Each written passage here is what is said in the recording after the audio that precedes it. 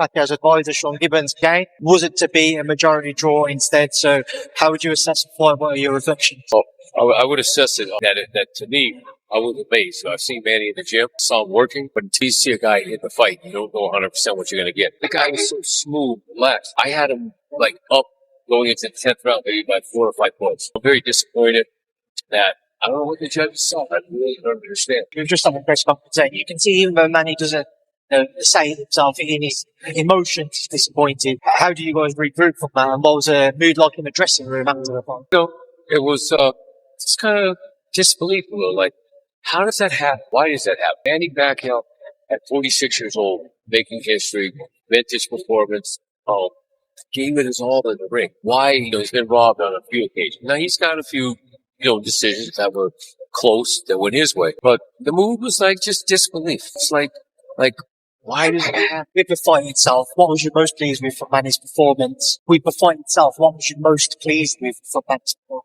Oh, I mean, everybody, the guy. Barrios has sparked widespread outrage, with fans, fighters, and analysts alike calling the result a robbery. Joe Rogan didn't mince words. He firmly believed Pacquiao was denied a rightful win. Rogan highlighted Pacquiao's lightning-fast hands and pinpoint accuracy, praising how the legend controlled the pace despite being 46 years old. According to him, judging and incompetence, scorecards, and felt the outcome was a slap in the face to both. Pacquiao followed a brilliant game plan, throwing sharp combinations, injustice, and a blow to the credibility of boxing. Freddie Roach, Pacquiao's legendary trainer, was visibly emotional after the fight. In his view, Pacquiao clearly did enough to win. Roach pointed to Manny's ability to control the tempo, and volume punching never faded. In the end, the general sentiment was loud and clear: Manny Pacquiao should have been declared the winner.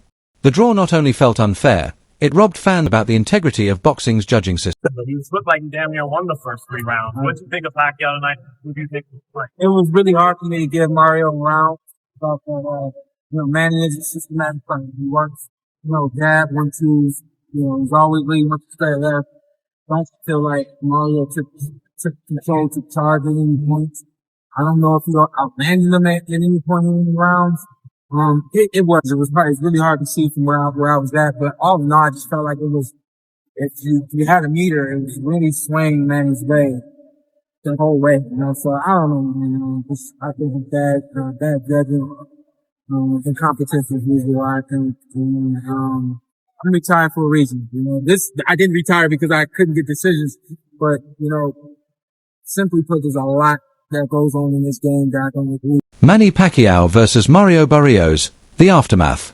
The recent bout between Manny Pacquiao and Mario Barrios has sent shockwaves across the boxing world. But Pacquiao defied all expectations.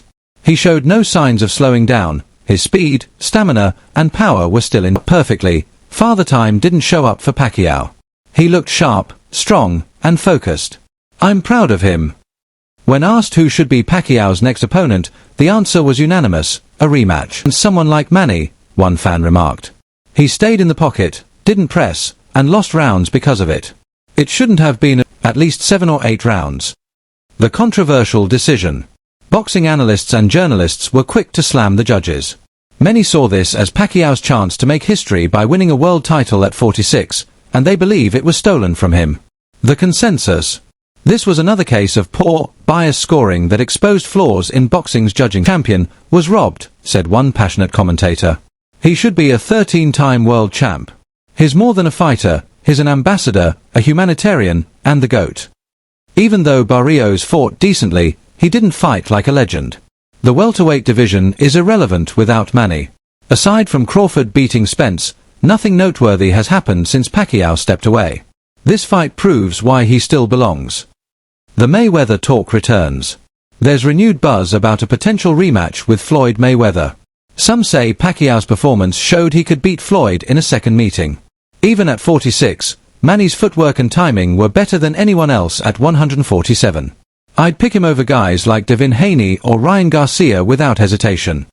Social media reacts. Fans were furious. One viral tweet read, "He landed more, controlled the pace, walked him down, and still lost." Classic boxing politics. They didn't rob Manny, they robbed the sport.